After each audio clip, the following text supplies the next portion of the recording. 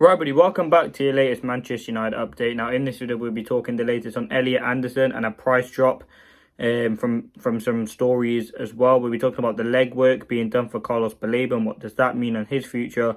We've got some news on also some other stories on Xerxes and much more, and Ugarte leaving. But the first thing I want to start off by talking about is the Elliot Anderson stuff. Now, Ben Jacobs, again, another interview he's done. Again, and we're going to go through the news. So this is what he kind of said on the Elliot Anderson thing. There's a significant price drop. Obviously, last week it was reported that Manchester United will have to spend on between 100 and 120 million for Elliot Anderson. Now, this is what Ben Jacobs said. He said, "I believe his price will exceed £50 million, but it definitely won't reach 100 million. It depends on several factors. If Forest are relegated, he could be available for much less. Should Forest qualify for Europe, the deal obviously becomes tougher, where United reaching the Champions League will make negotiations a bit easier. There are several complex clauses in Elliot Anderson's contract that would allow a summer transfer for less than the reported £120 million fee, depending on certain conditions. The January move is not currently being discussed by the players' camp." Now, again, there's not a complex things involved. Again, especially when you're dealing with Forest. Look what happened with the Morgan Gibbs White deal, and I think you look at the you look at what's going to happen. I think in terms of the price, again, I think there will be a decrease, but it does depend on factors. As it said there, if they do qualify for Champions League, again, that's going to have an impact. If United get into the Champions League, that will obviously make it easier. I don't think anything will happen in January.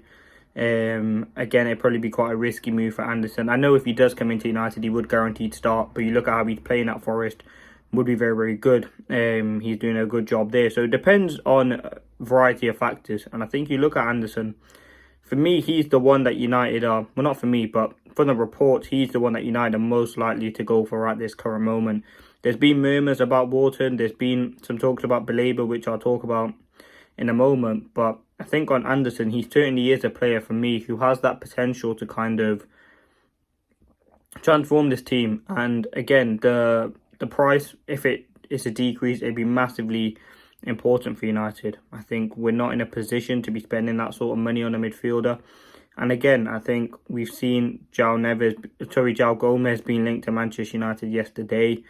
Today is an update on Elliot Anderson, but again, it depends on a variety of factors. And at this moment, Forest are not in the greatest position. Obviously, they've brought in Sean Dyche to kind of help that position. But I think Elliot Anderson, the price has been set. Again, there's clauses in it, but I think it will be less than 120 million, as we know that's been reported. I think personally, it will be in the region of £75 million is what I would say, which again is a lot of money. But you look at, he's one of the best midfielders in the league. He's 21, got a lot of experience.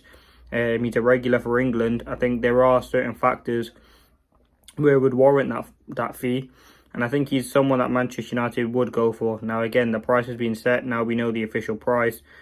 United will obviously know in terms of the data metrics, he's up there for one of the best in the league. I think his data is fantastic. If you look at the minutes, the passes forward, he's a very, very complete player.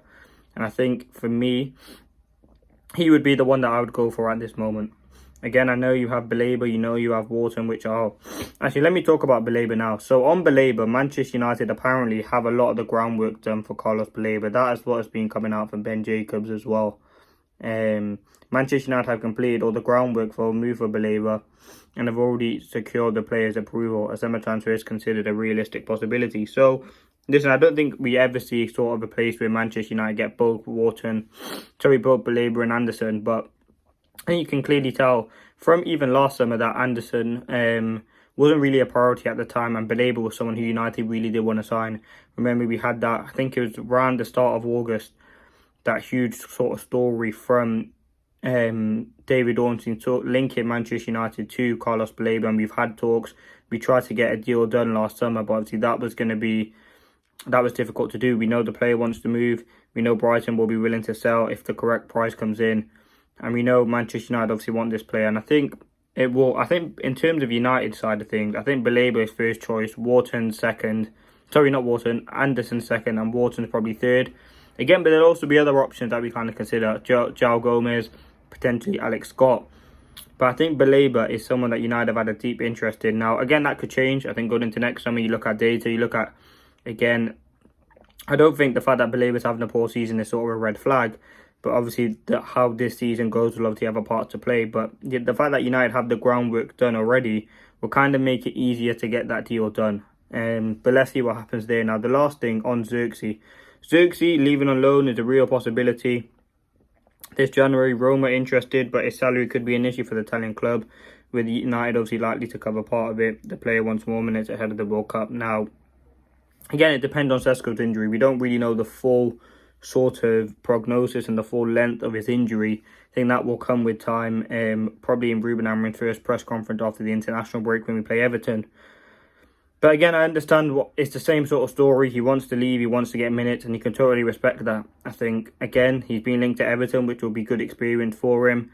I think I've seen at one point he was linked to Juventus, Napoli. So there would be clubs interested in Xerxes, and it just depends on the Sesko injury for me.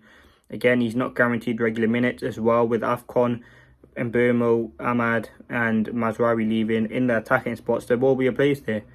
I think, again, we'll have to see what happens. But going into sort of AFCON, you would probably see, I think the front three would probably be Cunha, Bruno and Sesko. But then you do have Mainu who can play there, you have Mount who can play there as well. So there are definitely options. I think Xerxes is a good squad player to have. But let's see what does happen. Let me know your thoughts. That has been your latest update. I think the biggest story is kind of the Elliot Anderson price set, which again is huge. I think it's not going to be the 120 million. That's what we know for sure. But let me know your thoughts. Do you think United will sign Anderson? And who do you want to sign? Again, we've heard today as well that the groundwork for Baleba has been done. So let me know your thoughts.